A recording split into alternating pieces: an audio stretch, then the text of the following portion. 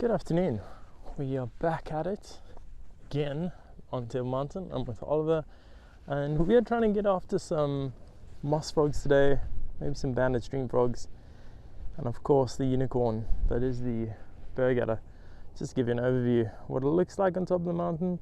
Pretty nice day. It is a little windy, which you may be able to hear on the lapel mic, but we're going to give it a red hot crack and hopefully it's not too windy. So let's go and see what we can find. There we are.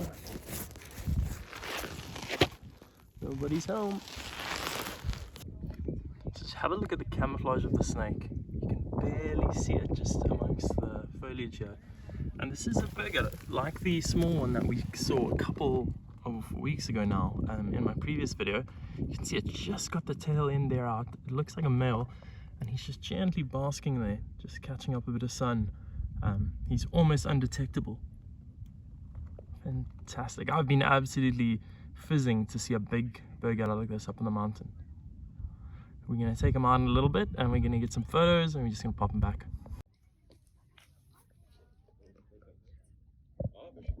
Haven't disturbed this Berg Adder and you can just see how calm it is. It's just basking here in the sun.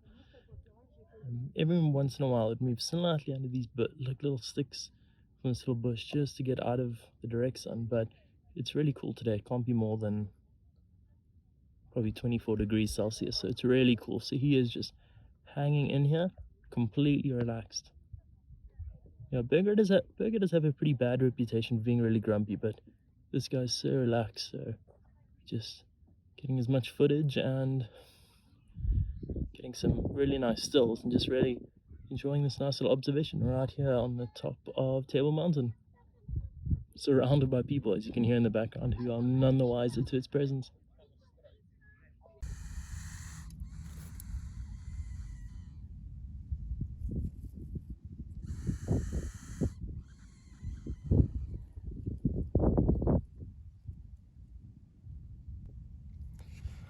Alright, so here's just a better look at this Berg Adder now that it's calmed down a little bit. I just got it safely away from that main walkway, just so we don't bump into any people and obviously just run the risk of someone just coming in too close to try sort of investigate and have a look at this little guy. But see if we can just zoom in slightly into the head here and you'll see that typical sort of triangular head of any sort of adder or viper. And you'll see down the back there he's got quite nice sort of paired spots all the way down. This guy is a little bit on the thin side. He could definitely use a meal or two, but generally males aren't too heavily bodied. It's usually the females that are a lot thicker. As you can see, he's relatively relaxed now. He stopped huffing and puffing, and you can see the sort of heavily keeled scales on the all across the body there. But yeah, super chuffed to get this guy to sort of remain pretty calm. We can get a good look at him, and just when there's a little quiet section on the path here, I'm just going to pop him right not too far away from the rock that we found him on, just so he's not displaced or anything, but obviously just so he's safe, so people don't come and stand on him or get bitten in the process.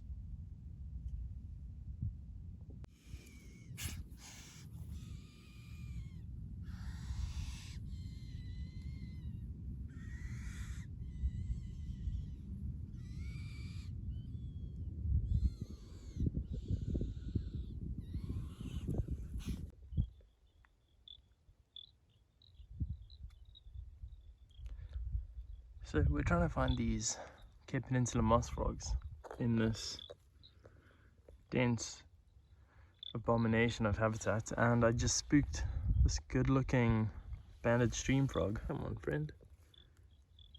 There you go. It's quite a nice looking one. You can see in the sun, it's got that nice dorsal stripe, nice and orange.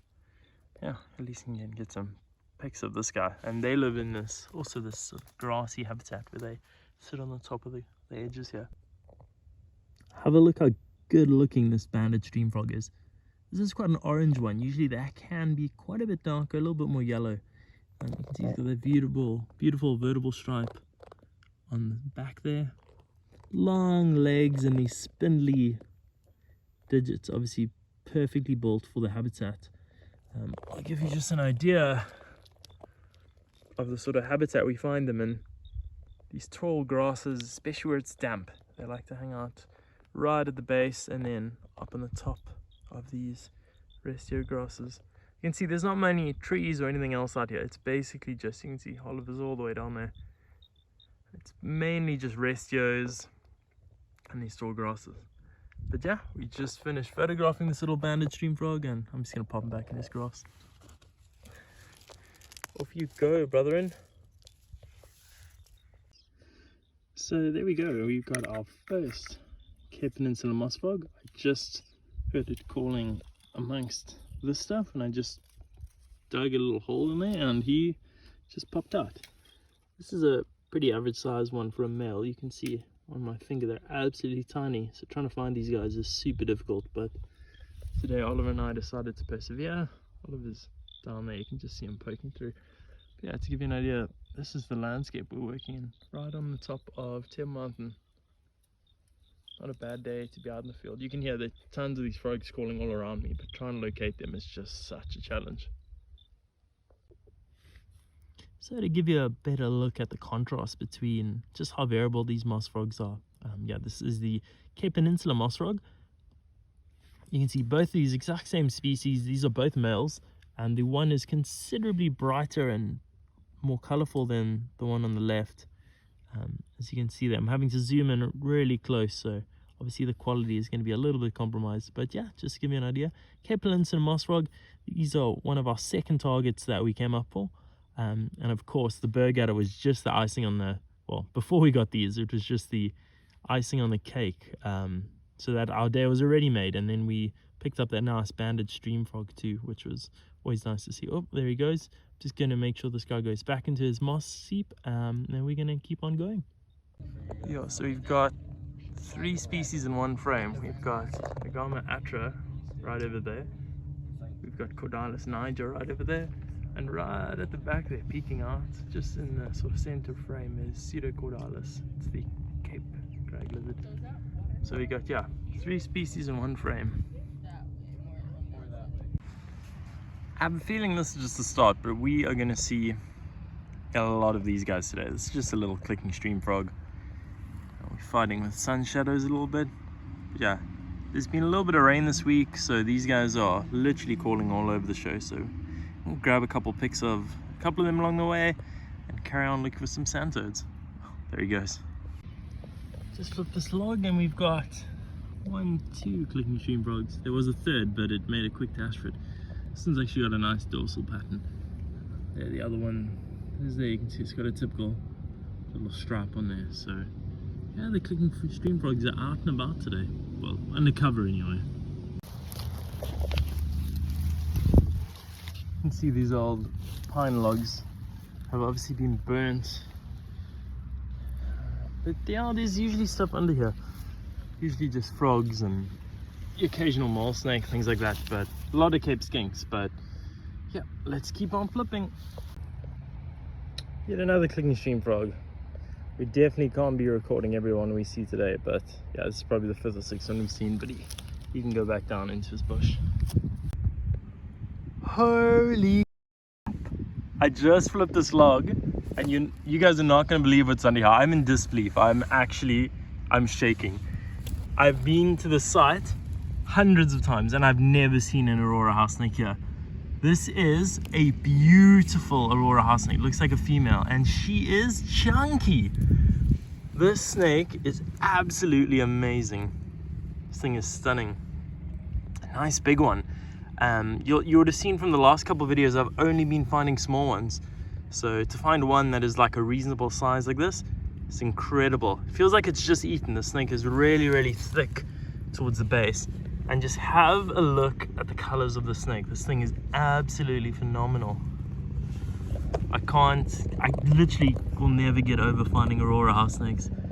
As common as they are here in the Cape, these things are absolutely gorgeous.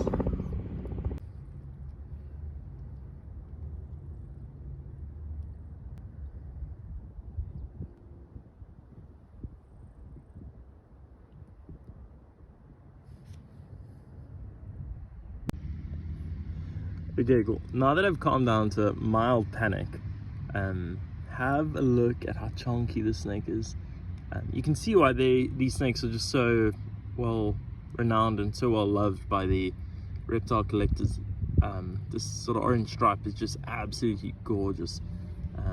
This guy's, like I said in that clip just now, he's quite chunky, so he's probably been eating all these clicking stream frogs we've been finding. Let's get him to just chill out a little bit. Come on, brother. Our friends want to see you. Yeah, but this guy is just ridiculously cool. Gonna snap some photographs, probably quite a few.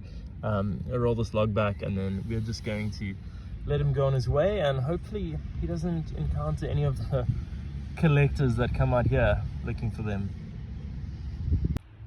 So I was just looking for a sunny spot to photograph that Aurora house snake, and we just got our second snake of the day.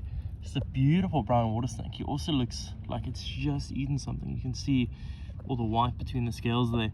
But this rock is massive, exceptionally heavy. So I'm just going to grab the snake out really gently. We can have a better look at him or her, and then we're just gonna shove this rock down because I really don't want to squash the snake. So let's get him or her out of here real quick. Very gently, we're just gonna pop the rock back. And you can see how this snake has definitely had a meal. Probably another one of those clicking stream frogs. Just to give you an idea of size. Absolutely gorgeous brown water snake.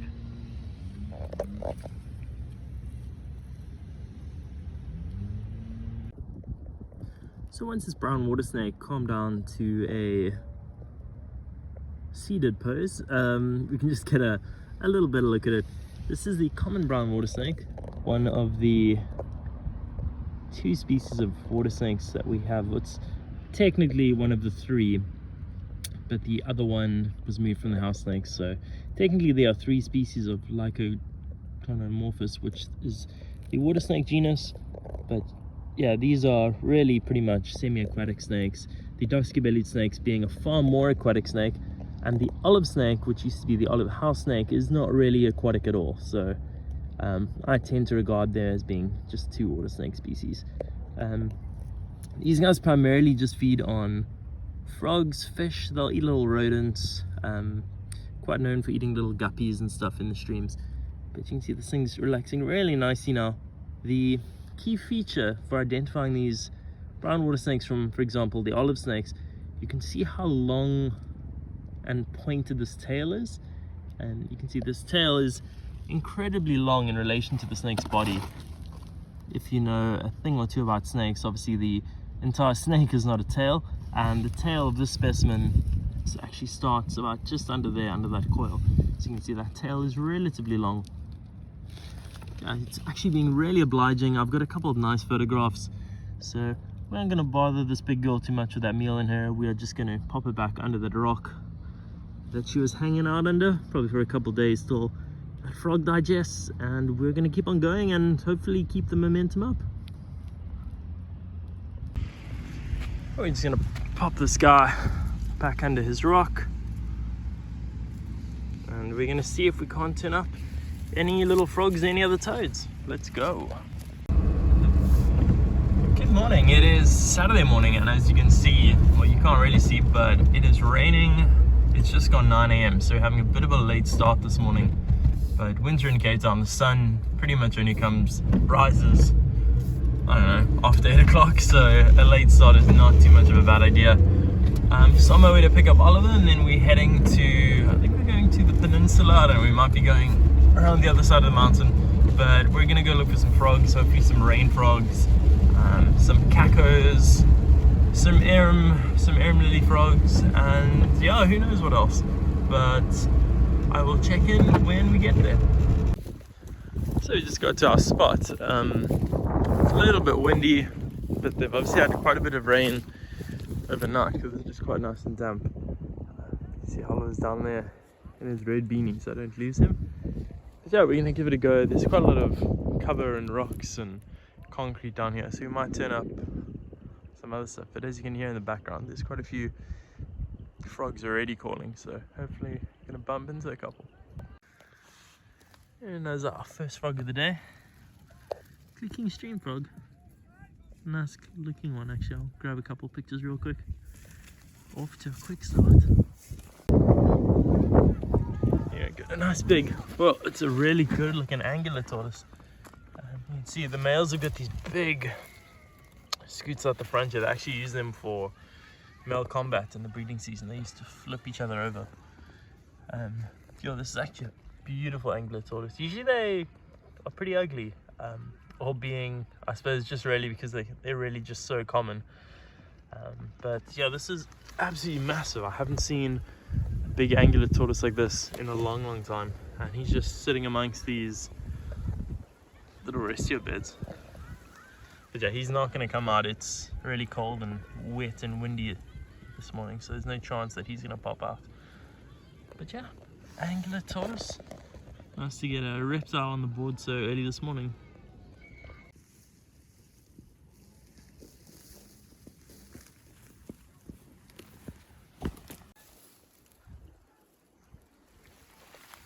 It didn't take us long to see our first chameleon. Oh, he's on the run. He's skedaddling. This is just a Cape Dwarf chameleon. He's quite far on the restio, so we're not going to bother him. But as I saw that one, I saw another one as well. Look him up the corner. He's quite low in the bushes here. Let's see if we can't get this guy out to have a look at him. These Nurtuk ones are generally quite nice. We have a decent look at the Cape Dwarf chameleon. Shame this guy's freezing cold on my finger. Nice little female. Yeah, chuck this girl back and we're going to carry on. Head down there. So have a look at this guy. He's absolutely phenomenal. This is just another Cape Dwarf chameleon, but this guy has an exceptional amount of these sky blue, fluorescent blue flanks. He's absolutely beautiful. I think I might actually grab a couple of camera photos of this guy because he is just super nice. But yeah, Cape Dwarf chameleon is super common in the area, but it's always nice to see an exceptional individual like this one. Wow. So we've just been looking in these restio clumps for the arum lily frogs, and we just got a little one. This is Hybrodius, or stocky eye, or the arum lily frog. This is just a little one. You can see they got these bright orange legs, and they typically just hang out in these restios like this as they sort of buzz around in the breeze. Because this morning, let's see if we can't go find a big one. So we're just moving through this thick vegetation, and Oliver almost just, there's Oliver there, he almost stood on this. It's another angular tortoise. Quite a bit smaller than that big male we saw earlier. But nice to see that these guys are still clinging on the edge here. Again, this guy's so cold, he's not going to be coming out of his shell. But yeah, nice angular tortoise. Cool, and that is it. Well, it's a successful Sunday morning / afternoon. And that is pretty much going to be it for this video. We've got some interesting stuff for the last couple of days of a bit of a variation of habitat. But I am done, I'm tired. We spent the whole day up in the mountain. So I will catch you on the next one. And if you made it this far, thanks so much for watching.